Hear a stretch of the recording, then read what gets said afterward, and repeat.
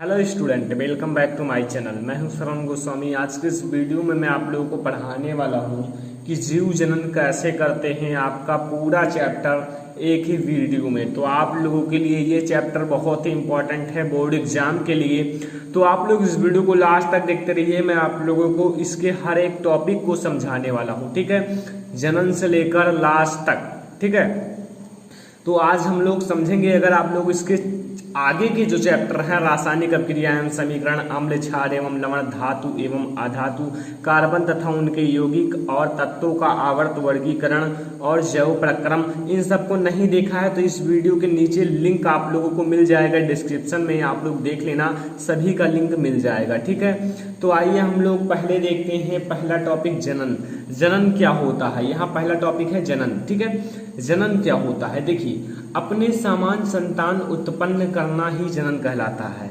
Same अपने समान संतान उत्पन्न करना ही जनन कहलाता है। जैसे अगर मनुष्य है तो वो अपने समान संतान उत्पन्न करेगा, मनुष्य ही, ठीक है। अगर आपका कुछ कोई और है तो जैसे पुष्प में होता है, पुष्प में जिस प्रकार से पुष्प होगा उसी प्रकार से दूसरा होगा। जैसे अपने समान संतान उत्पन्न करना ही जनन कहलाता है, ठीक है। अगर आप लोग संतान में आए तो कुत्ता बिल्ली सब अपने समान ही संतान उत्पन्न करते हैं, तो इन सबको जनन कहते हैं, ठीक है। जनन के प्रकार, जनन दो प्रकार के होते हैं, लैंगिक जनन और अलैंगिक जनन, ठीक है।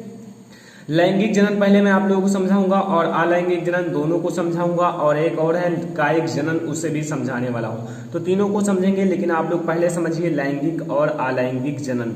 स्टूडेंट, यहाँ पहले मैं आप लोगों को समझाऊंगा अलैंगिक जनन।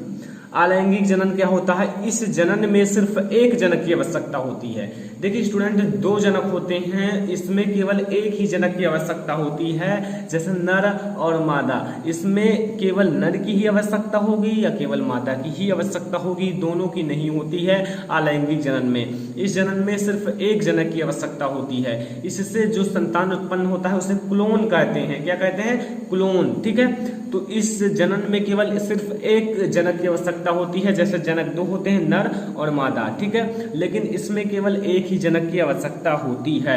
अभी मैं आप लोगों को एग्जाम्पल के साथ समझाऊंगा, ठीक है। एग्जाम्पल आप लोग यहां समझ लीजिए। एग्जाम्पल है स्टूडेंट, एग्जाम्पल है अमीबा।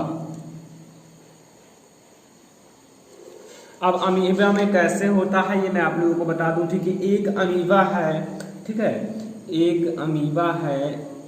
अमीबा का कोई आकार निश्चित नहीं होता है स्टूडेंट, ठीक है।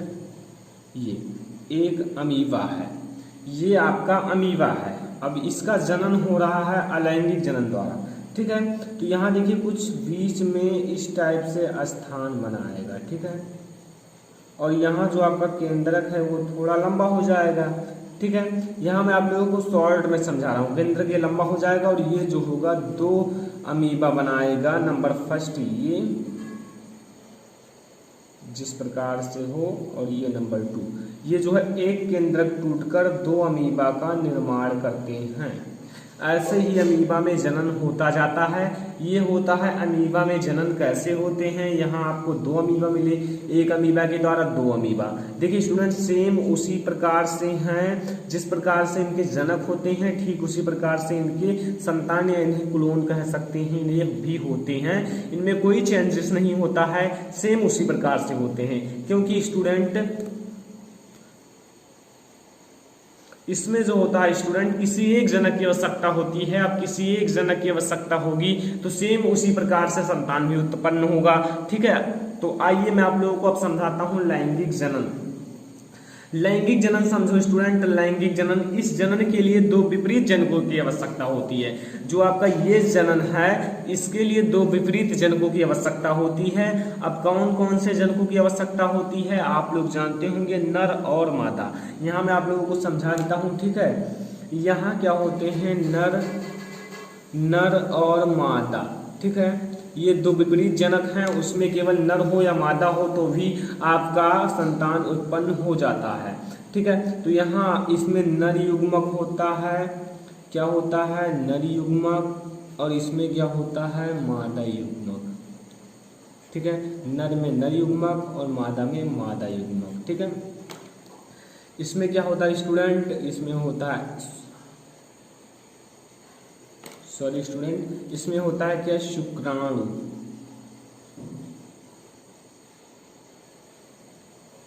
और इसमें होता है अंडाणु।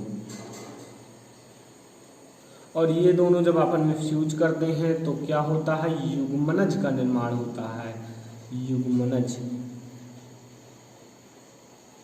जिसे हम लोग कहते हैं शिशु। ठीक है, ये इस प्रकार से आप लोगों को दिखाने हैं। ठीक है, लैंगिक जनन में क्या होता है, इनमें दो विपरीत जनकों की आवश्यकता होती है। आप लोग विपरीत जनक समझ सकते हो, नर और मादा। नर में नर युग्मक, मादा में मादा युग्मक। नर में शुक्राणु होता है, मादा में अंडाणु होता है। जब ये आपस में फ्यूज करते हैं तो युग्मनज बनाते हैं, जिन्हें हम लोग शिशु कहते हैं या संतान कहते हैं। ठीक है, तो इतना तो समझ में आ गया। पहले आप लोगों को समझना है जनन क्या होता है, अपने सामान्य संतान उत्पन्न करना ही जनन कहलाता है। यह दो प्रकार का होता है, अलैंगिक जनन, इसमें क्या होता है, किसी एक जनक की आवश्यकता होती है, और लैंगिक जनन में दो विपरीत जनकों की आवश्यकता होती है। तो ये आपका हुआ दो इनके प्रकार। अब हम लोग आगे देखते हैं। अब हम लोग समझेंगे स्टूडेंट अलैंगिक जनन की विधियां। अलैंगिक जनन कितनी विधियों द्वारा हो सकता है। जैसे स्टूडेंट अलैंगिक जनन में कौन कौन सी विधियां होती हैं। ठीक है, तो पहले समझो द्विखंडन। द्विखंडन का अर्थ क्या होता है स्टूडेंट, आप लोग समझो। द्विखंडन में एक कोशिका, एक जो कोशिका होती है स्टूडेंट, एक कोशिका टूटकर दो कोशिकाओं में बदल जाता है। एक कोशिका है, ये कोशिका है, ठीक है, ये टूटकर दो कोशिकाओं में बदल जाता है। ठीक है, एक कोशिका टूटकर दो कोशिकाओं में बदल जाता है, द्विखंडन कहलाता है। ठीक है, द्विखंडन समझे। देखिए स्टूडेंट, इसमें सीधा द्वि मतलब दो, खंडन मतलब टूटना, दो खंडों में टूटना, यानी कि एक कोशिका दो खंडों में टूट जाए। ठीक है, इतना समझो, एक कोशिका दो खंडों में टूट जाए। अभी मैंने आप लोगों को समझाया अमीबा, और अमीबा में क्या हुआ, धीरे धीरे एक अमीबा दो अमीबा में विकसित हो जाता है। ठीक है, दो अमीबा में टूट जाता है। उसी को आप लोग यहाँ एग्जाम्पल रख लीजिए, अमीबा। ठीक है, अब अगर अमीबा में पूछे कैसे होता है, तो मैंने अभी इसके जस्ट ऊपर समझाया है, वो आप लोग समझ लीजिएगा। इसका एग्जाम्पल होता है अमीबा। ठीक है, तो अमीबा इसका एग्जाम्पल होता है। अब हम आगे देखेंगे बहुखंडन। बहुखंडन में क्या होता है, जिसमें एक कोशिका टूटकर, देखिए इसमें क्या होता था, द्विखंडन मतलब दो खंड होना, और बहुखंडन का अर्थ होता है बहुत सारे खंड होना। ठीक है, तो जिसमें एक कोशिका टूटकर, इसमें एक कोशिका टूटकर बहुत सारे कोशिकाओं में बट जाते हैं, यानी कि एक कोशिका है वो टूटकर बहुत सारी कोशिकाओं में बट जाते हैं, तो बहुखंडन कहलाता है।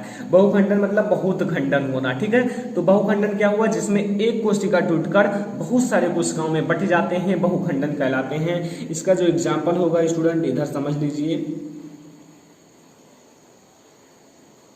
प्लाज्मोडियम। प्लाज्मोडियम होगा स्टूडेंट। ठीक है, प्लाज्मोडियम समझ में आया। इसे आप लोग नोट भी करते रहिए, साथ साथ नोट भी करते रहिए। ठीक है, बहुत ही इंपॉर्टेंट चैप्टर है। तो यहाँ आपका हुआ प्लाज्मोडियम। इसके आगे के जो जो चैप्टर नहीं देखे उन लिंक डिस्क्रिप्शन में मिल जाएगा, देखते रहना। ठीक है, इसके आगे की पुनरुद्भवन स्टूडेंट, इसकी एक विधि ये भी है, पुनरुद्भवन। पुनरुद्भवन समझो स्टूडेंट, पुनरुद्भवन का अर्थ होता है पुनर्जनन। पुनर्जनन देखिए, सरल प्राणियों को यदि कई टुकड़ों में काट दिया जाए, एक सरल प्राणी है उसको अगर कई टुकड़ों में काट दिया जाए तो प्रत्येक टुकड़ा विकसित होकर पूर्ण जीव का निर्माण करता है। यानी कि प्रत्येक टुकड़ा जो है जिसे काटते हैं उसी की तरह सेम मतलब जीव का निर्माण करता है। यह पुनरुद्भवन कहलाता है। जैसे आप लोग यहाँ समझिए प्लेनेरिया। प्लेनेरिया क्या है, अगर हम इसे तीन टुकड़े में काट दें तो वो तीन टुकड़ा सेम उसी प्लेनेरिया के जैसा जीव उत्पन्न होगा जिस तरह था। ठीक है, जैसे अमीबा है नहीं, अमीबा को आगे चलकर दो अमीबा में विकसित हुआ, सेम उसी प्रकार से प्लेनेरिया को तीन भागों में काट दिया जाए, ठीक उसी प्रकार से फिर से विकसित हो जाएगा जैसा था। ठीक है, तो वही मैं आप लोगों को समझाना चाहता हूँ। यहाँ आप लोग समझ गए प्लेनेरिया। प्लेनेरिया को अगर तीन भागों में कट कर दिया जाए तो वो ठीक उसी प्रकार से फिर से संतान उत्पन्न कर लेगा जैसा पहले था। ठीक है, तो इसमें मैंने क्या कहा, सरल प्राणियों को यदि कई टुकड़ों में काट दिया जाए, जो सरल प्राणी है यदि उसे कई टुकड़ों में काट दिया जाए तो प्रत्येक टुकड़ा विकसित होकर पूर्ण जीव, जो पहले का जीव था, ठीक है, जैसे पहले प्लेनेरिया था वो ठीक उसी प्रकार से, ठीक है, जीव का निर्माण कर देता है, या पुनरुद्भवन कहलाता है। ठीक है, तो आई होप कि आप लोगों को जो मैंने पढ़ाया अलैंगिक जनन की विधियां समझ में आ गई होंगी। अभी और भी अलैंगिक जनन की विधियां हैं। ठीक है, तो ध्यान से देखते रहिए, लास्ट तक देखते रहिए। तो चलिए देखते हैं आगे। तो स्टूडेंट अब हम लोग समझेंगे मुकुलन। मुकुलन क्या होता है, ठीक है। मुकुलन आप लोग समझिए, मुकुल के द्वारा नया जीव का बनना ही मुकुलन कहलाता है। जो मुकुल होते हैं जो आप लोगों का ये आपका हाइड्रा है और हाइड्रा में मुकुल निकलते हैं। अब उन मुकुल के द्वारा नए मतलब फिर से उसी तरह से संतान बनना ही मुकुलन कहलाता है। जैसे मुकुल के द्वारा नया संतान उत्पन्न करना ही मुकुलन कहलाता है। मेन प्रोसेस आता है मुकुल क्या होता है, तो इसमें ये देखिए कुछ इस टाइप से निकले रहते हैं। इसी के द्वारा सेम इसी प्रकार से एक नया हाइड्रा उत्पन्न हो जाएगा।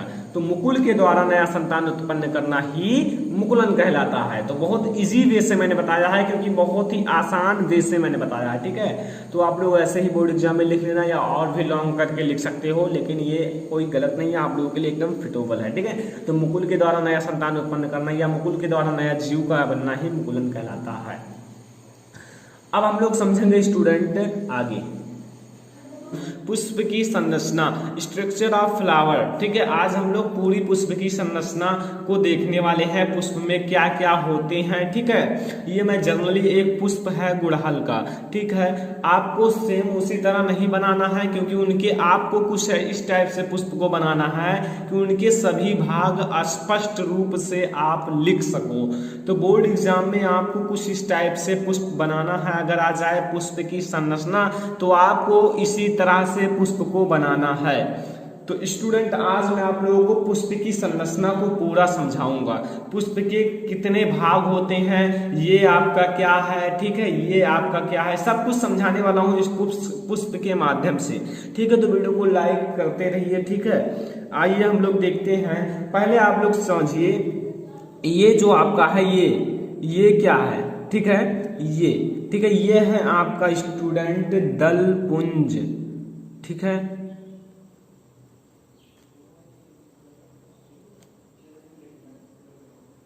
ये है स्टूडेंट दल पुंज, ठीक है।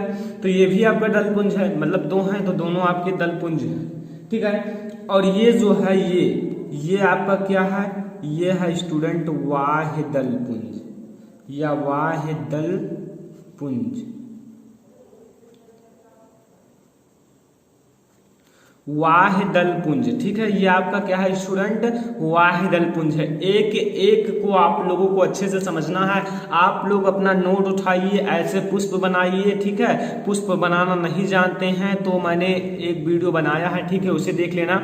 ये है दल और ये है वाहिदल, ठीक है। अब हम लोग आगे देखेंगे, ये है आपका, अब हम लोग ऊपर देखेंगे, ठीक है।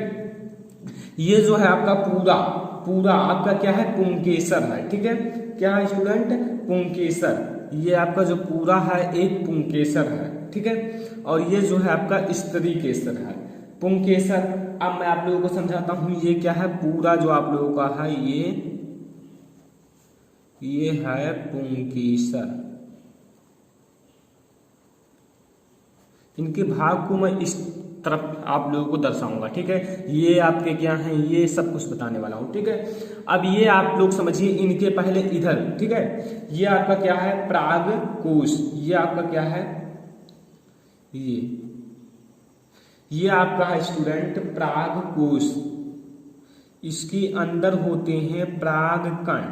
प्राग कण जो होते हैं जब वर्तिकाग्र पर पहुंच जाते हैं तो भ्रूण का निर्माण होता है, ठीक है।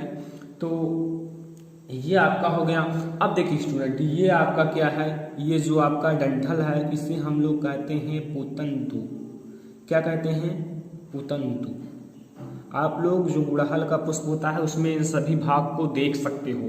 ये आपका होता है पुतंतु, ठीक है। अब हम लोग ऊपर देखेंगे, ये आपका क्या है, ये है वर्तिकाग्र, ठीक है। ये क्या है, वर्तिकाग्र है। और ये क्या है स्टूडेंट, ये आपका क्या है, ये है वर्तिका। क्या है स्टूडेंट, वर्तिका, ठीक है। वर्तिका क्या है, वर्तिका, ठीक है। तो इतना समझ में तो आ ही गया होगा, आई होप। और ये जो होते हैं स्टूडेंट, इसके अंदर क्या पाया जाता है, मैं आप लोगों को समझा दूं। इसके अंदर क्या पाया जाता है, परागकण। किसके अंदर, परागकोश के अंदर। और इस चीज को, ये जो आपका पूरा भाग है, इसे हम लोग कहते हैं नर युग्मक। नर युग्मक, ठीक है। और ये जो आपका पूरा होता है स्टूडेंट, इसे मादा युग्मक कहते हैं, ठीक है। अब मैं आप लोगों को समझाऊंगा थोड़ा और ये जो है आपका स्टूडेंट, ये आपका क्या है, ये है अंडाशय,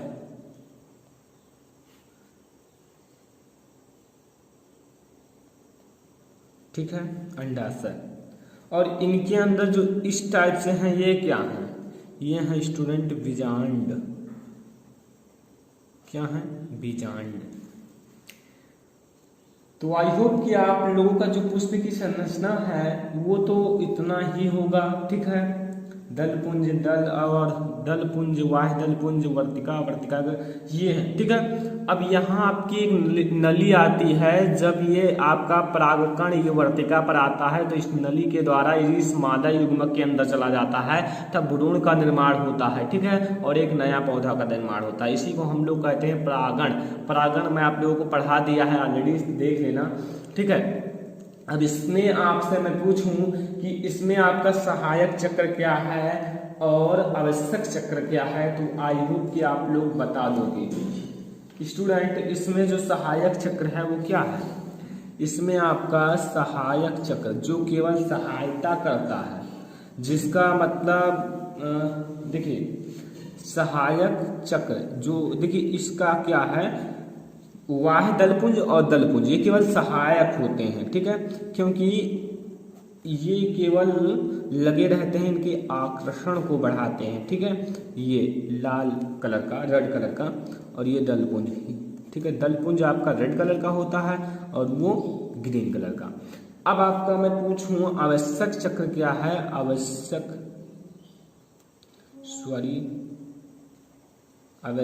चक्र, तो आप लोगों को बताना है स्टूडेंट पुमांग और जयांग।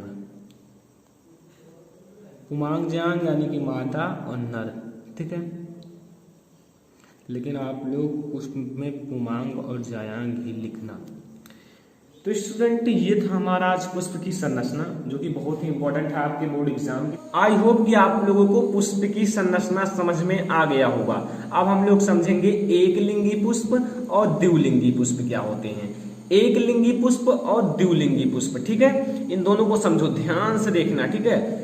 जब पुष्प में जो आपका पुष्प हो उसमें, ठीक है, पुंकेसर तथा स्त्री केसर, पुंकेसर जो आपका नर जननांग है, स्त्री केसर जो आपका मादा जननांग है, ठीक है। तो पुंकेसर तथा स्त्री केसर दोनों में से कोई एक जननांग उपस्थित हो, इसमें दो जननांग है, एक तो पुंकेसर जननांग है, दूसरा स्त्री केसर जननांग है। तो इन दोनों जननांगों में से कोई एक जननांग उपस्थित हो उसे एक लिंगी पुष्प कहते हैं।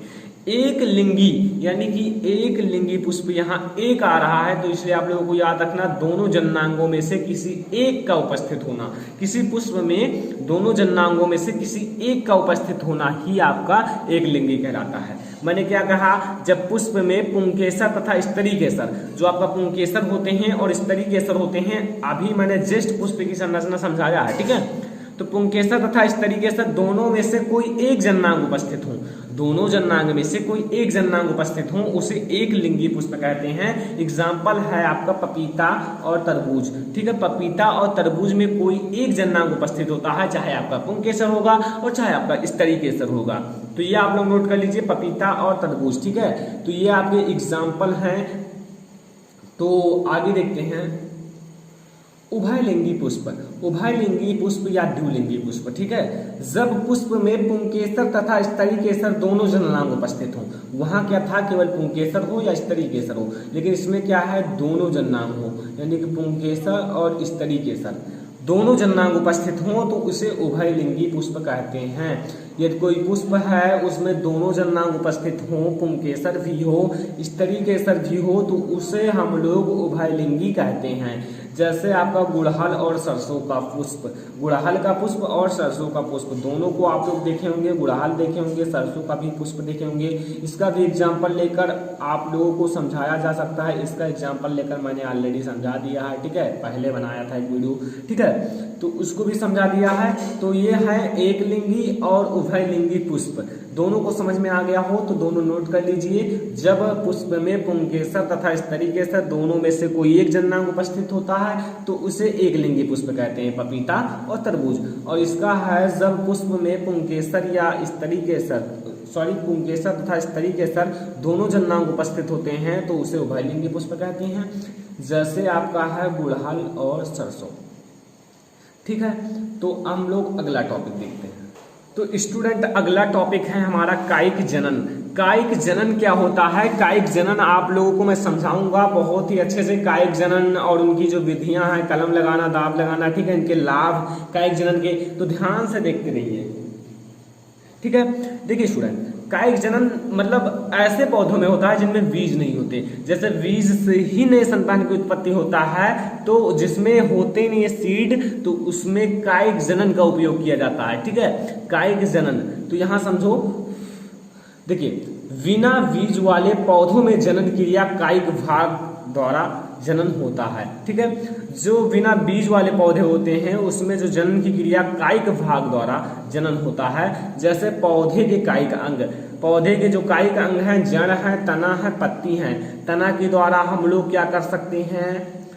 नए पौधे को उत्पन्न कर सकते हैं, गुड़हल और गुलाब का पुष्प। ठीक है, और पत्ती के द्वारा ब्रायोफिलम जो कि अजूबा के नाम से जाना जाता है, इसमें हम लोग इसको पत्ती के द्वारा भी उत्पन्न कर सकते हैं, जड़ के द्वारा तो बहुत सारी को उत्पन्न कर सकते हैं। ठीक है, तो जनन जो होता है जनन कलिकाओं द्वारा निकलता है, इसके जनन कलिकाओं द्वारा निकलता है। ठीक है, ध्यान से समझो, बिना बीज वाले पौधों में जनन क्रिया कायिक भाग द्वारा जनन होता है।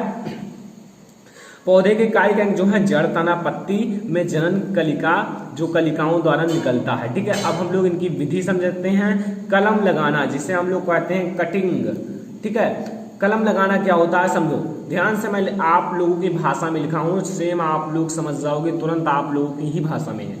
जैसे इस विधि में कलिकाएं, जो कलिका होती हैं, कलियों युक्त छोटे टुकड़ों में काट दिया जाता है। जो आप लोगों का कली है, एक जो आप लोगों का कली है, उसे हम लोग कई भागों में काट देते हैं, टुकड़ों में काट देते हैं, छोटे छोटे टुकड़ों में, इसे कलम कहते हैं। जैसे ये है, ये आपका कली है, इसे हम लोग 2-4 भागों में ऐसे ऐसे काट दें तो इसे हम लोग कलम कहते हैं। लेकिन इस कलम को भूमि में गाड़ दिया जाता है, यानी कि इस कलम को भूमि में हम लोग मिट्टी के तरह दबा देते हैं। ठीक है, और ये तने तथा जड़ फेंक देती हैं। जब ये तने तथा जड़ फेंक देंगी तो ये नए, मतलब जैसे आपका गुलाब है तो नए गुलाब का उत्पन्न होगा, गुड़हल है तो नए गुड़हल का प्लांट होगा। ठीक है, एग्जाम्पल है गुड़हल, अनानास, गुलाब। इसे आप लोग समझ गए। इस विधि में कलियों युक्त छोटे छोटे टुकड़ों में काट दिया जाता है। ठीक है, काट दिया जाता है, इसे कलम कहते हैं। इस कलम को भूमि में गाड़ दिया जाता है और ये तने तथा जड़ फेंक देती हैं, जैसे गुड़हल और अनानास, गुलाब आदि। अब हम लोग देखेंगे दाब लगाना, जिसे कहते हैं लेयरिंग। दाब लगाना क्या होता है? कुछ पौधों के तने को हम, देखिए स्टूडेंट, कुछ पौधे होते हैं उनके तने को हम झुकाकर नम मिट्टी में पाट देते हैं।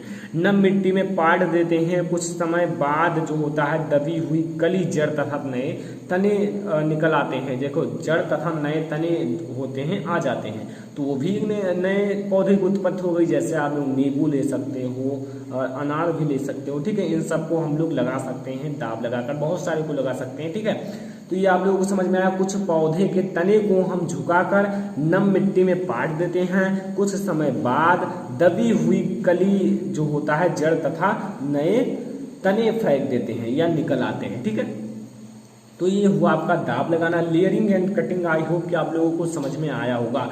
दाब लगाना और कलम लगाना, और भी आप लोग लिख सकते हो, जानो तो। ठीक है, और आप लोग देखेंगे इनके लाभ। 2 लाभ समझो। जिस पौधे में बीज नहीं होता है उसमें हम कायिक जनन का उपयोग करते हैं, तो आप लोगों को पता ही है। जिस पौधे में बीज नहीं होगा उसमें हम लोग कायिक जनन का उपयोग करेंगे ही करेंगे।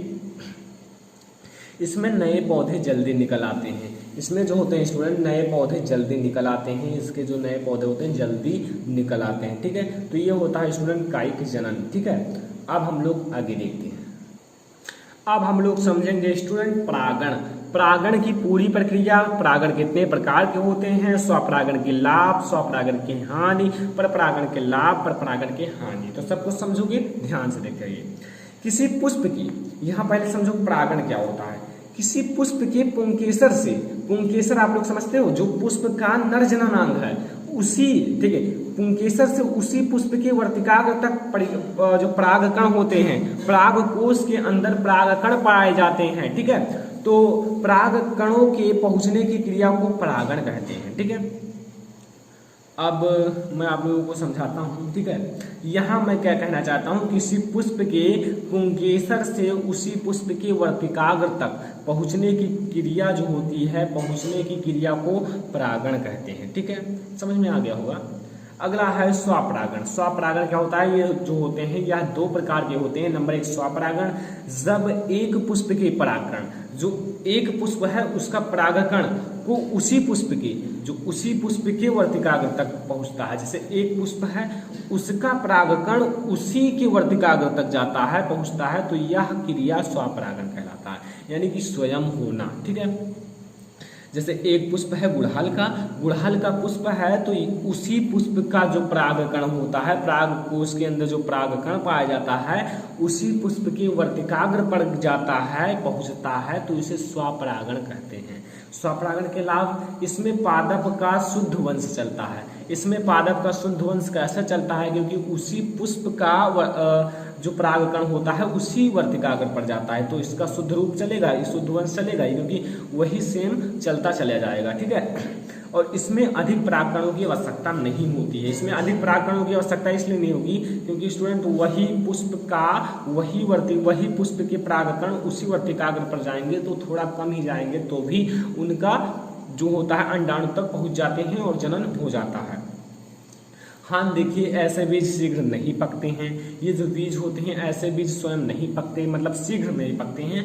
बीज उत्तम श्रेणी के नहीं होते हैं। जो बीज होते हैं उत्तम श्रेणी के नहीं होते हैं। किसी नई जात की उत्पत्ति नहीं हो सकता, कोई नई जात की उत्पत्ति नहीं हो सकता है। क्यों? क्योंकि स्टूडेंट जब उसी पुष्प के परागकण उसी पुष्प के वर्तिकाग्र पर जाएंगे तो सेम उसी प्रकार से होंगे और स्वयं उसी प्रकार से होंगे, तो नए जाति की उत्पत्ति कैसे होगी? तो नए जाति की उत्पत्ति नहीं हो पाती है, ठीक है। परपरागण समझो स्टूडेंट, परपरागण में क्या होता है? परपरागण में एक पुष्प के परागकण उसी जाति के दूसरे पौधे के पुष्प के वर्तिकाग्र पर पहुंचता है। उसी जाति के, जैसे गुड़हल है तो गुड़हल पे ही जाएगा, लेकिन उसी पुष्प पर नहीं जाएगा, उसी पुष्प के दूसरे जाति, मतलब उसी पुष्प के वही जो उनका जाति है वहीं पर जाएंगे, ठीक है। जाति के दूसरे पौधे के पुष्प की वर्तिकाग्र पर पहुंचता है, दूसरे पौधे के पुष्प के वर्तिकाग्र तक पहुंचता है। यहाँ दोनों अलग अलग पौधे पर लगा रहता है, यहाँ जो होता है दोनों अलग अलग पौधे पर पुष्प लगा रहता है, तो यह परपरागण कहलाता है, ठीक है। समझ में आया? परपरागण कहलाता है। लाभ देखिए, इसमें बनने वाले फल बड़े ही स्वादिष्ट होते हैं। इसमें जो बनने वाले फल होते हैं स्टूडेंट बहुत ही ज़्यादा स्वादिष्ट होते हैं, ठीक है। दूसरा है उत्पन्न जातियों में रोग अवरोधक क्षमता अधिक होता है। इसमें जो रोगों से लड़ने की क्षमता होती है बहुत ज़्यादा होती है। हाँ देखिए, इस क्रिया के लिए बाह्य साधनों पर निर्भर होना पड़ता है। अगर बाह्य साधन द्वारा इस क्रिया को ना किया जाए तो ये क्रिया नहीं हो पाएगी। दूसरा है परागकणों की आवश्यकता अधिक होती है क्योंकि अधिकतर परागकण नष्ट हो जाते हैं। इसमें परागकणों की आवश्यकता अधिक होती है क्योंकि इसमें अधिकतर जो परागकण होते हैं वो क्या होते हैं? नष्ट हो जाते हैं। तो स्टूडेंट ये थी परागण की प्रक्रिया। अब हम लोग पढ़ेंगे नर जनन तंत्र, मादा जनन तंत्र। तो चलिए शुरू करते हैं। आइए पहले हम थोड़ा जनन के बारे में समझ लेते हैं, फिर हम उसके नर जनन तंत्र के बारे में समझते हैं। पहले देखिए जनन मैंने ले लिया। अब दोस्तों जो जनन होता है वो 2 टाइप होते हैं, 2 प्रकार से होते हैं। अब 2 प्रकार से कौन कौन से होते हैं उसे मैंने पढ़ा दिया है, थोड़ा याद कीजिए, ठीक है। आइए हम बताते हैं आप लोगों को। वो है लैंगिक जनन, लैंगिक जनन, और दूसरा क्या है? अलैंगिक जनन।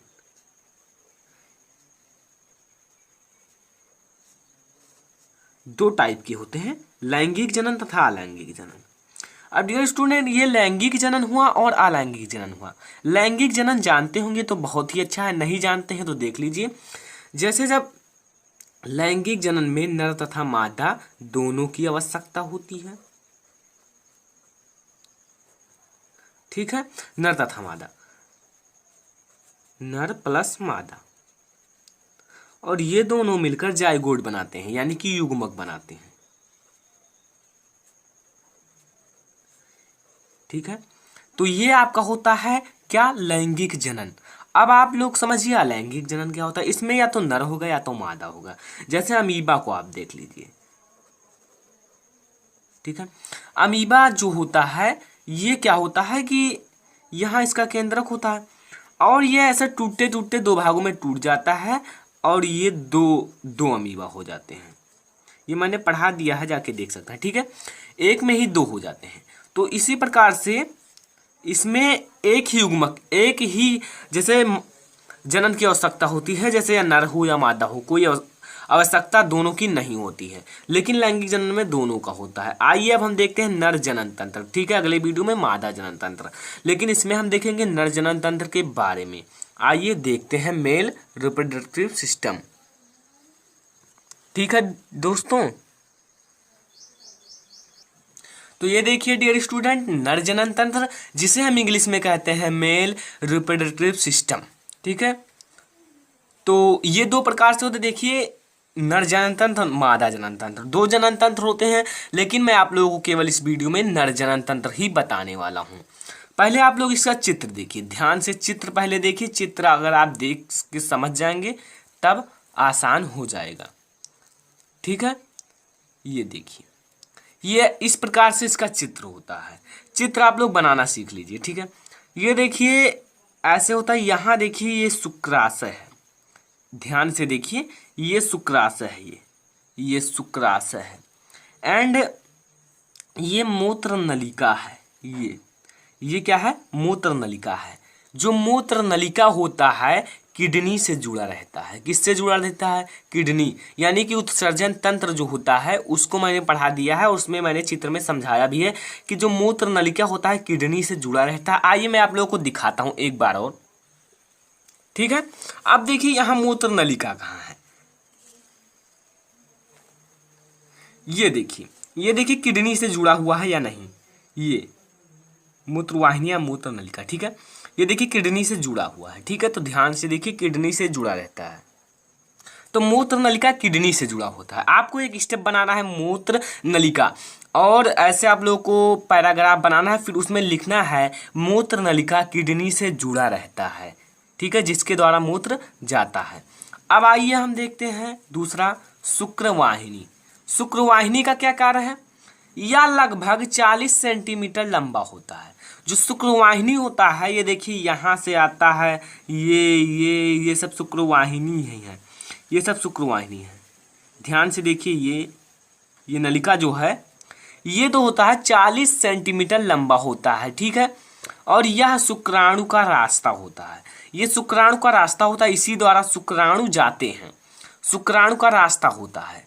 देखिए शुक्रवाहिनी यानी कि जो शुक्राणु का रास्ता होता है, शुक्रवाहिनी।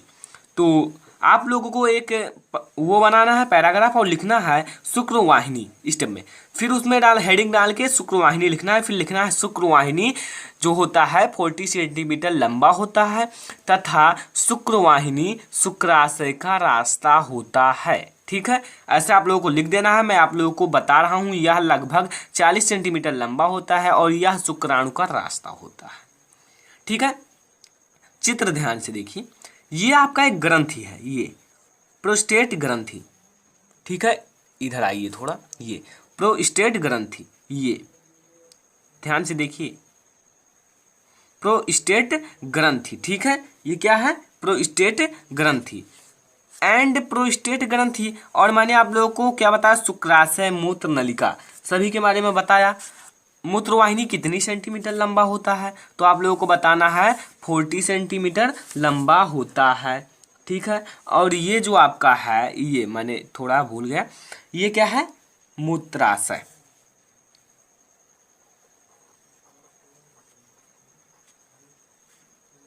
मूत्राशय जहां मूत्र इकट्ठा रहता है, यहाँ आता है, मूत्र इकट्ठा रहता है, जब ज़्यादा हो जाता है तो इसी के द्वारा बाहर जाता है। ठीक है, मूत्र मार्ग द्वारा बाहर जाता है। ये अंदर देखिए एक नलिका है, ध्यान से देखिए, ये एक नलिका है जिसे हम मूत्र मार्ग कहते हैं। मूत्र मार्ग, जिसके द्वारा, अगर आपको मूत्र मार्ग हेडिंग डालना है और लिखना है मूत्र मार्ग, जिसके द्वारा हम मूत्र को बाहर निकालते हैं, उस मार्ग को मूत्र मार्ग कहते हैं। फिर देखिए ये सिसन है, ये जो बाहर लटका हुआ रहता है, सिसन। सिसन का आइए थोड़ा कार्य देखते हैं, ध्यान से देखिए। यह पुरुषों में बेलनाकार होता है। देखिए बेलनाकार है या नहीं, देखिए कुछ बेलनाकार है, बेलनाकार ये होता है। ठीक है, यह पुरुषों में बेलनाकार होता है। ठीक है, और जो आपका ये देखिए बेलनाकार हुआ क्या, सिसन। और सिसन स्त्रियों में शुक्राणु छोड़ता है। जो सिसन होता है स्त्रियों में शुक्राणु छोड़ता है। जब फर्टिलाइजेशन होता है तो जो ये सिसन होता है स्त्रियों में, सिसन ही शुक्राणु को छोड़ता है। तो आप लोगों को हेडिंग डालना है क्या, सिसन, और लिखना है कि सिसन जो होता है पुरुषों में बेलनाकार होता है और सिसन के द्वारा ही स्त्रियों में शुक्राणु छोड़ा जाता है। ठीक है, तो समझ में आ गया। एक बार और देखते हैं, सिसन। सिसन का कार्य क्या है, यह पुरुषों में बेलनाकार होता है और जो सिसन के द्वारा ही स्त्रियों में शुक्राणु छोड़ा जाता है। ठीक है, अब आइए हम देखते हैं थोड़ा, ये मैंने बता दिया मूत्र नलिका, किडनी से जुड़ा रहता है, शुक्राशय बताया, शुक्रवाहिनी बताया, मूत्राशय बताया और प्रोस्टेट ग्रंथि, सिसन, मूत्र मार्ग। आइए अब हम थोड़ा नीचे चलते हैं, ये देखिए, ध्यान से देखिए दोस्तों। देखिए अब आपका आता है विसरण, जो कि फर्टिलाइजेशन में बहुत ही सहायता करता है, बहुत ही उपयोगी होता है और इसकी मतलब भागीदारी अधिक होती है। देखिए जो आप शुक्राणु होता है, शुक्राणु कहाँ पाया जाता है, विसरण कोश में। ये देखिए शुक्राणु है, सॉरी विसरण है, और विसरण क्या है, विसरण हो गया। और देखिए ये जो विसरण होता है विसरण कोश के अंदर पाया जाता है। ठीक है, विसरण कोश के अंदर पाया जाता है और इसके अंदर जो होता है, इसके अंदर शुक्राणुओं का निर्माण होता है। विसरण के अंदर जो होता है शुक्राणु का निर्माण होता है। क्या होता है, शुक्राणु का निर्माण। अब एक ऑब्जेक्टिव क्वेश्चन बनता है कि शुक्राणु, ठीक है, जो शुक्राणु होता है शुक्राणु का निर्माण कहाँ होता है, तो आंसर देना है शुक्राणु का निर्माण विसरण में होता है। अब देखिए विसरण जो होता है 4 से 5 सेंटीमीटर लंबा होता है, 4 से 5 सेंटीमीटर लंबा होता है और ये जो इसकी मोटाई होती है 2 से 3 सेंटीमीटर, या आप इसे कह सकते हैं 2.5 सेंटीमीटर।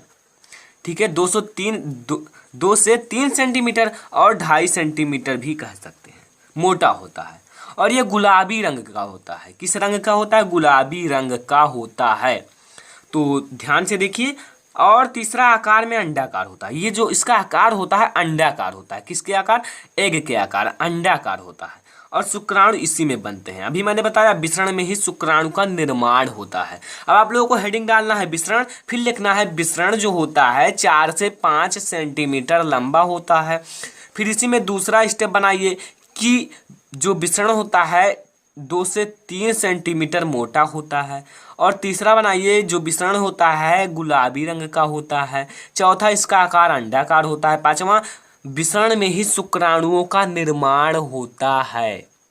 ठीक है, अब विसरण कोश देखते हैं।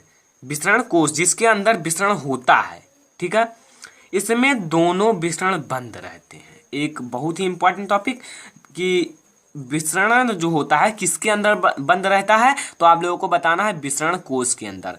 तो इसमें दोनों जो विसरण होते हैं वो बंद होते हैं। ठीक है, अब आइए हम थोड़ा ये आप लोगों को समझा देते हैं। ठीक है, ये देखिए यहाँ से जो मूत्र है बाहर जाता है और इसी के द्वारा ही शुक्राणु भी जाते हैं। ठीक है, आइए अब हम 2 मेन पॉइंट देखते हैं। शुक्राणु का निर्माण विसरण में होता है। ये मैंने बता दिया है पहले ही, किसमें होता है, शुक्राणु का निर्माण जो होता है विसरण में होता है। ठीक है, और एक बहुत ही इंपॉर्टेंट है, विसरण की सहायता से टेस्टोस्टेरॉन नामक हार्मोन स्रावित होता है। विसरण की सहायता से टेस्टोस्टेरोन हार्मोन स्रावित होता है। याद कर लीजिए, बहुत ही इंपॉर्टेंट है, एनसीईआरटी बुक में दिया हुआ है। किसमें दिया हुआ है? एनसीईआरटी बुक में। और डियर स्टूडेंट, जो नर में विसरण जो होता है एक जोड़ी पाया जाता है, यानी कि विसरण की संख्या 2 होती है। एक जोड़ी बराबर 2। तो नर में जो होता है विसरण की संख्या कितनी होती है? 2 होती है। आइए मैं बता दूं चित्र में कौन से विसरण की बात कर रहा हूँ। देखिए, चित्र अच्छा बना हो तो कमेंट करके ज़रूर बताएं, मैंने खुद बनाया है, ठीक है। ये देखिए, जो ये विसरण है इसकी संख्या 2 होती है। कितनी होती है? 2, ठीक है। तो आप लोग समझ गए होंगे कि मनुष्य में विसरण की संख्या 2 होती है। डियर स्टूडेंट, एक और इम्पॉर्टेंट टॉपिक देखिए कि जो मूत्र मार्ग होता है, ये जो मूत्र मार्ग है, मूत्र मार्ग, ठीक है, नाम से ही पता लगता है कि मूत्र का मार्ग है। किसका? मूत्र को बाहर निकाला जाता है इसी के द्वारा ही, ठीक है। आइए अब हम देखते हैं इसका क्या इंपॉर्टेंट टॉपिक मैंने लिखा है। मूत्र मार्ग शुक्राणु तथा मूत्र दोनों का मार्ग होता है। शुक्राणु तथा मूत्र दोनों का मार्ग होता है। मूत्र मार्ग के द्वारा ही जो आपका ये शुक्राणु तथा मूत्र दोनों का एक मार्ग होता है, एक रास्ता होता है, ठीक है। तो आई होप कि आप लोगों को समझ में आ रहा होगा। अगर समझ में आ रहा हो तो वीडियो को लाइक ज़रूर करें।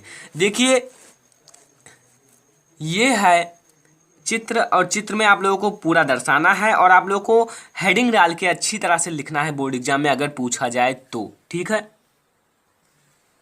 तो डियर स्टूडेंट, आई होप कि आप लोगों को वीडियो पसंद आया होगा और आप लोगों को नर जनन तंत्र समझ में आ गया होगा, ठीक है। अगर एक क्वेश्चन में आप लोगों से पुटअप कर लूँ तो आप लोगों को कैसा लगेगा? आई होप कि अच्छा लगेगा, ठीक है। डियर स्टूडेंट, आइए हम एक क्वेश्चन देखते हैं। आइए दोस्तों, हम आप लोगों से 3 क्वेश्चन पुटअप करेंगे जिसे मैंने पढ़ाया है नर जनन तंत्र में, जो कि आप लोगों के लिए इम्पॉर्टेंट है कि आप लोगों के ऑब्जेक्टिव क्वेश्चन में पूछा जा सकता है। पहला क्वेश्चन है, शुक्राणु का निर्माण कहाँ होता है? शुक्राणु जो होता है उसका निर्माण कहाँ होता है, ये पहला क्वेश्चन है। और दूसरा क्वेश्चन हमारा है कि नर तथा मादा मिलकर किसका निर्माण करते हैं? नर तथा मादा जनन मिलकर किसका निर्माण करते हैं, ठीक है। और हमारा तीसरा क्वेश्चन जो है वो क्या है कि जो शुक्रवाहिनी है उसकी लंबाई लगभग कितनी होती है? शुक्रवाहिनी जिसे अभी मैंने पढ़ाया है, शुक्रवाहिनी की लंबाई लगभग कितनी होती है? इन 3 क्वेश्चनों का आप लोगों को आंसर देना है कमेंट बॉक्स में, ठीक है। तो डियर स्टूडेंट, फिलहाल इस वीडियो में इतना ही। आई होप कि आप लोगों को नर जनन तंत्र समझ में आ गया होगा। आप लोग इसका ले लीजिए स्क्रीनशॉट ताकि आप लोग अच्छे से इसे याद कर सकें, और इम्पॉर्टेंट नोट्स में ज़रूर नोट्स कर लीजिए ताकि आप इसे हमेशा देख सकें, लर्न कर सकें, ठीक है। इतना नोट्स आप लोग इतना अगर बोर्ड एग्जाम में लिखेंगे तो अच्छे मार्क जरूर प्राप्त। देखिए डियर स्टूडेंट, मादा जनन तंत्र, तो मादा जनन तंत्र के आइए हम बताते हैं कुछ भाग जिसे हम लोग पढ़ने वाले हैं इस वीडियो में, ठीक है। तो आइए हम पहला भाग देखते हैं जिसे हम आप लोगों को इस वीडियो में पढ़ाने वाले हैं। पहला जो हमारा है वो है अंडाशय। पहला आइए देखते हैं, पहला है अंडाशय जिसे हम लोग बताने वाले हैं। अभी हम आप लोगों को इसके बारे में बताने वाले हैं, ठीक है। दूसरा है अंडवाहिनी।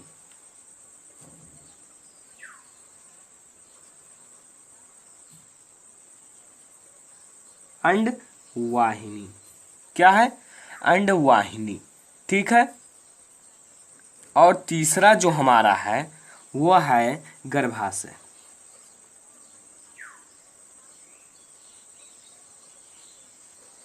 क्या है? गर्भाशय। और चौथा हमारा जो है वो है योनि। इस 4 तंत्र पर हम, मादा जनन तंत्र पर हम बात करेंगे, तो आप लोग ध्यान से देखिए इन 4 तंत्र को समझने के लिए वेरी इंपॉर्टेंट है। अगर आप जितना मैं बताऊंगा उतना बोर्ड एग्जाम में लिख देंगे तो फुल मार्क्स मिलेगा। तो डियर स्टूडेंट, अगर आप हमारे चैनल को सब्सक्राइब नहीं किए हो तो सब्सक्राइब कर लीजिए। आइए देखते हैं। तो डियर स्टूडेंट, मैंने एक चित्र बनाया है, वो है नर जनन तंत्र का। किसका है? सॉरी, मादा जनन तंत्र का। मादा जनन तंत्र का ये चित्र है, ठीक है। और मैंने खुद बनाया है, कमेंट करके जरूर बताएं कैसा बना है, ठीक है। तो पहले आइए देखते हैं हम इसके कुछ भाग जो हमें देखना है। तो पहले हम देखते हैं इसके, देखिए कई भाग हैं, मैंने 4 भाग आप लोगों को बताऊंगा और 5 भाग मैं आप लोगों को इसमें दर्शाने वाला हूं। पहला देखिए ये क्या है, ये जो अंडे का आकार का है, अंडे का आकार है थोड़ा सा, ये क्या है? क्या है दोस्तों? अंडाशय।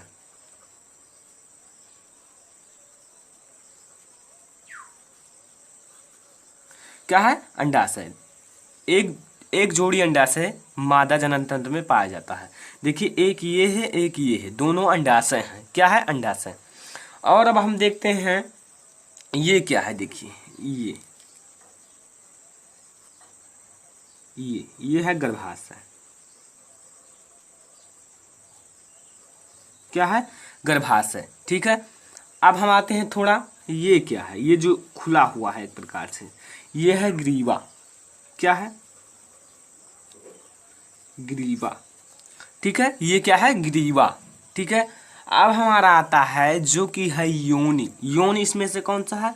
ये जो कुछ कुंडली के आकार के हैं, क्या है? योनि।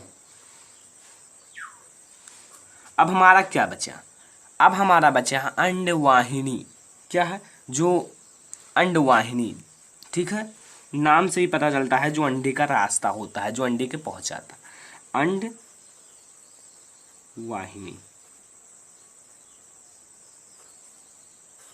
ये है अंडवाहिनी, ये, ठीक है।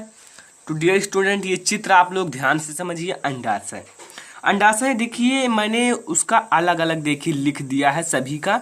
आप लोग ऐसे लिखना है, अंडाशय जो है मादा जनन तंत्र में एक जोड़ी पाया जाता है। कितना? एक जोड़ी बराबर 2, ठीक है। और जो होता है अंडवाहिनी द्वारा अंडाशय को गर्भाशय तक पहुंचाया जाता है। जो अंडवाहिनी है ये देखिए, अंडवाहिनी द्वारा अंडाशय जो है, ये अंडाशय को गर्भाशय तक पहुंचाया जाता है। तो पहले आप लोग चित्र को समझिए, मैं आप लोगों को एक एक भाग अच्छी तरह से समझाने वाला हूं, ठीक है। तो चित्र को समझ लीजिए। ये है योनि, ये है ग्रीवा, एंड ये है गर्भाशय, ये है अंडाशय, एंड ये है अंडवाहिनी। ज़्यादा नहीं है, केवल आप लोगों को 5 भाग समझने, 5 तंत्र समझने हैं। तो डियर स्टूडेंट, आई होप कि आप लोगों को चित्र समझ में आ गया होगा। अब आइए हम आप लोगों को एक एक भाग को समझाते हैं। देखिए जो मादा जनन तंत्र में निम्न भाग होते हैं। नंबर 1 अंडाशय। अंडाशय मादा जनन तंत्र में एक जोड़ी पाया जाता है। कितना पाया जाता है? एक जोड़ी। आइए मैं आप लोगों को प्रूफ दिखाता हूँ। 1 और 1, 1 + 1 बराबर 2, और 2 को हम कहते हैं एक जोड़ी, ठीक है, एक जोड़ी। तो एक जोड़ी अंडाशय पाया जाता है। और आगे देखते हैं, अंडवाहिनी द्वारा अंडाशय को गर्भाशय तक पहुंचाया जाता है। जो अंडवाहिनी है, देखिए जो अंडों का रास्ता होता है वो अंडवाहिनी होता है, नाम से स्पष्ट है। तो ये जो अंडाशय, इसे अंडवाहिनी द्वारा गर्भाशय तक पहुंचाया जाता है, ठीक है। ये ऐसे लाता है और यहाँ पहुंचा देता है, ठीक है। तो ध्यान से देखिए। तीसरा आइए हम देखते हैं, जो आपका अंडाशय अंतःस्रावी ग्रंथि होता है। क्या होता है? एक अंतःस्रावी ग्रंथि होता है, ठीक है। एक अंतःस्रावी ग्रंथि होता है जो किसका श्रावण करता है? जो एस्ट्रोजेन ग्रंथि का श्रावण करता है। किसका? एस्ट्रोजेन ग्रंथि का श्रावण करता है। अंडाशय एक अंतःस्रावी ग्रंथि है। अंतःस्रावी ग्रंथि को मैंने पढ़ा दिया है, जैसे आपका मास्टर ग्रंथि, सभी ऐसे प्रकार के थायराइड सभी ग्रंथि हैं। तो जो एस्ट्रोजेन ग्रंथि का श्रावण करता है, ठीक है। तो अंडाशय के बारे में इतना ही लिखना है कि अंडाशय एक जोड़ी पाया जाता है। अंडवाहिनी द्वारा अंडाशय को गर्भाशय तक पहुंचाया जाता है। और अंडाशय जो होता है अंतःस्रावी ग्रंथि है, यह एस्ट्रोजेन ग्रंथि का श्रावण करता है, ठीक है।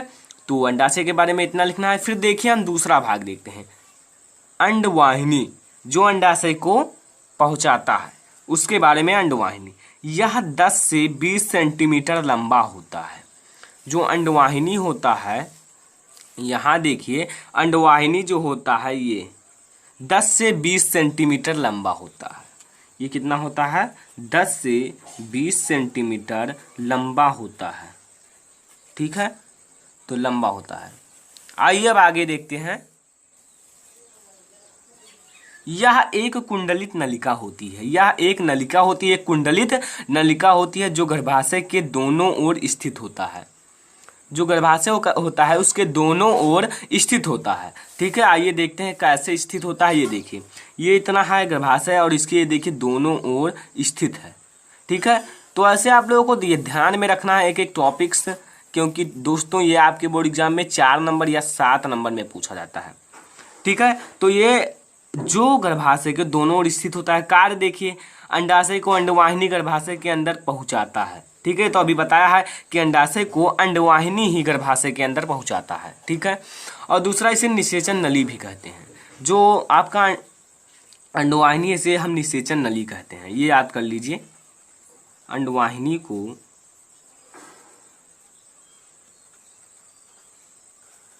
निषेचन नली भी कहते हैं। किसे? अंडवाहिनी को। अंडवाहिनी को निषेचन नली भी कहते हैं। ठीक है, अब हमारा आता है तीसरा नंबर, जिसे हम कहते हैं गर्भाशय।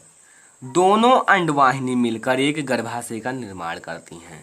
दोनों अंडवाहिनी जो होती हैं वो मिलकर एक गर्भाशय का निर्माण करती हैं। इसका ऊपर का भाग चौड़ा तथा नीचे का भाग सकरा होता है। ये कैसे पता चला भाई? चित्र से आइए मैं बताता हूँ, समझाता हूँ।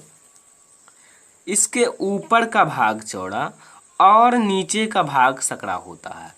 अगर आप स्केल की सहायता से इसे नापें तो ऊपर का भाग की सेंटीमीटर अधिक आएगी और नीचे की भाग जो है उनकी सेंटीमीटर कम आएंगी।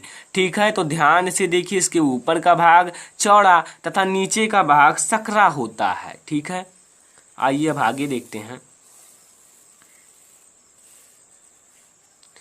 तो इतना मैंने बता दिया, आइए अब आगे देखते हैं। आइए हम इसके कार्य देख लेते हैं। ठीक है, कार्य है, गर्भाशय में भ्रूण का विकास होता है। जो गर्भाशय होता है उसमें भ्रूण का विकास होता है। किसका? भ्रूण। ये शब्द याद कर लीजिए, भ्रूण का विकास होता है। भ्रूण का विकास होता है। जब इसमें क्या होता है? दूसरा देखिए इसका कार्य, इसमें अपशिष्ट पदार्थ को शिशु से बाहर निकाला जाता है। इसमें जो अपशिष्ट पदार्थ होते हैं उसे शिशु से बाहर निकाला जाता है। ठीक है, तो ये हो गए जो आपकी गर्भाशय है उसके कार्य। और आगे देखते हैं, हमारा जो लास्ट टॉपिक है वो है योनि। योनि, आइए हम देखते हैं चित्र में ये कहाँ पाया जाता है। आइए पहले देखते हैं। यह 8 से 10 सेंटीमीटर लंबी नली होती है।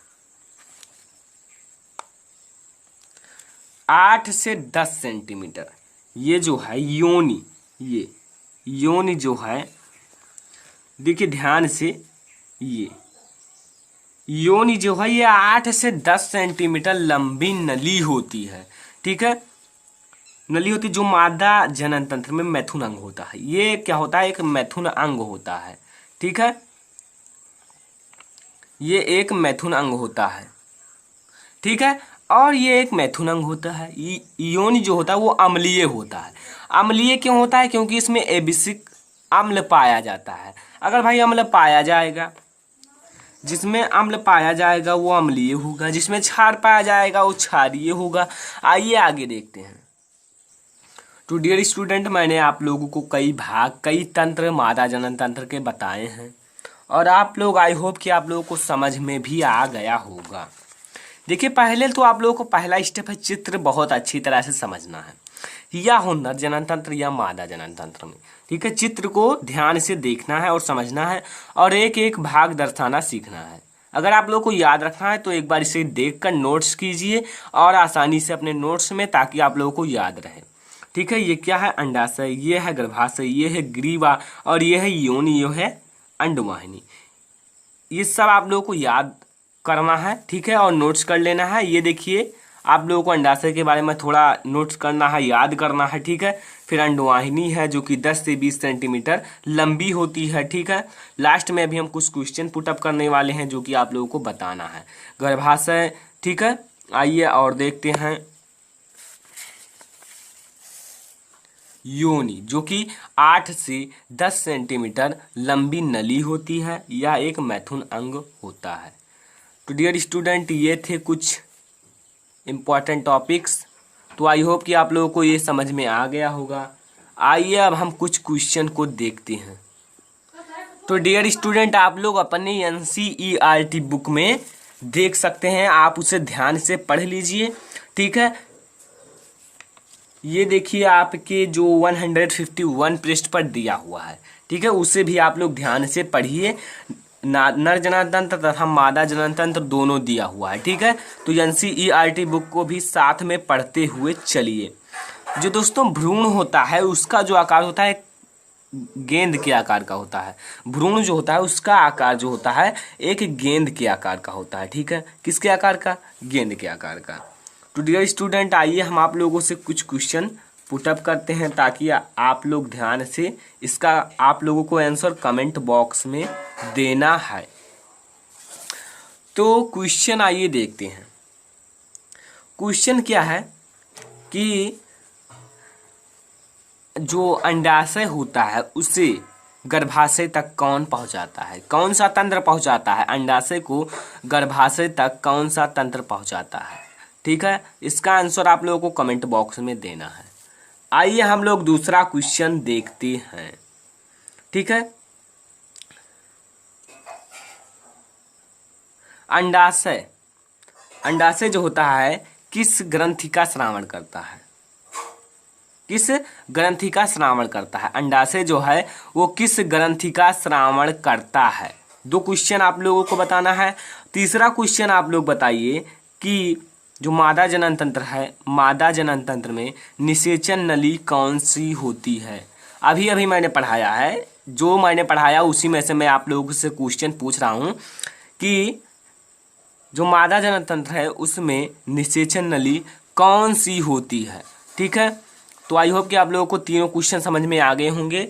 फिर भी आप लोगों को मादा जनन तंत्र अच्छे से पढ़ने हैं ताकि आपके बोर्ड एग्जाम में आ जाए तो हम पढ़ा दिए हैं और आप लोगों को आसानी से लिख देना है। ठीक है, चित्र भी याद रखना है। ये देखिए मैंने मादा जनन तंत्र का चित्र भी बना दिया है। ठीक है, तो आप लोगों को कुछ उसके तंत्र जो उसके भाग हैं उसे याद कर लीजिए। ठीक है, तो NCERT बुक भी साथ में पढ़ते हुए चलिए, उसमें और कुछ इम्पोर्टेंट दिए हुए हों तो आप उसे ज़रूर याद कर लीजिए। जैसे क्वेश्चन आपके इसमें दिया हुआ है 8.33C में पेज नंबर 152 पर कि क्या होता है जब अंड का निषेचन नहीं होता है? क्या होता है जब अंड का निषेचन नहीं होता है? ये क्वेश्चन आपके बोर्ड एग्जाम में पूछा जाता है और ये एक रोग है जिसे हम ऋतुस्रावण या रजोधर्मी रोग कहते हैं। इससे मैं आप लोगों को अगली वीडियो में पढ़ाने वाला हूँ। वीडियो लॉन्ग होता जा रहा है। ठीक है, तो डियर स्टूडेंट, फिलहाल इस वीडियो में इतना ही। अगर आप लोगों को पसंद आया हो तो चैनल को सब्सक्राइब करें, वीडियो को लाइक करें ताकि मैं जो नया वीडियो भेजूँ आपके पास सबसे पहले पहुँचे और मेरा मोटिवेशनल बढ़े और मैं आप लोगों को अच्छे से अच्छे वीडियो दे सकूँ। तो डियर स्टूडेंट, आप लोग इसे तैयार कर लीजिए मादा जनन तंत्र को। तो धन्यवाद।